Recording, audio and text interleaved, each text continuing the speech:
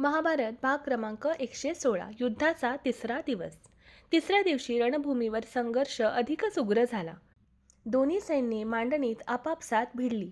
दुर्योधन स्वतः पुढे येऊन कौरवांची धडक नेऊ लागला।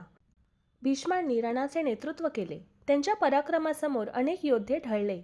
भीम आणि अर्जुनाने आव्हान स्वीकारत शत्रू सैन्याला मागे ढकलले। भीष्म आणि द्रोण यांनी युधिष्ठिरावर हल्ला चढवला। सात्यकी आणि अभिमन्यूच्या सहाय्याने युधिष्ठिर सुरक्षित राहिला, तरीही कौरवांची चाल अधिक तीव्र होती। शकुनीने डावपेच रचले। भीष्म आणि घटोत्कचाने दुर्योधनाला रणातून परत ढकलले। पराभव मान्य न करणाऱ्या दुर्योधनाने भीष्मांवर कटू शब्दांचा वर्षाव केला। पांडवांना पक्षपात केल्याचा आरोप करत आपल्या अपयशाची जबाबदारी त्यांच्यावर ढकलली। भीष्म शांतपणे आपले कर्तव्य निभावत राहिले, तरी अर्जुनाशी त्यांची लढत अपेक्षित तीव्रतेने घडली नाही। हे पाहून कृष्ण क्रोधित झाले। कृष्ण म्हणाले, योद्ध्याचे धर्म म्हणजे पूर्ण सामर्थ्याने लढणे। गरज पडली तर मी स्वतः प्रतिज्ञा मोडून भीष्मांचा अंत करीन। कृष्णाचा रोष पाहून अर्जुन अंतर्मुख झाला। त्याने निर्धार केला, कर्तव्यात कधीही ढिलाई करणार नाही।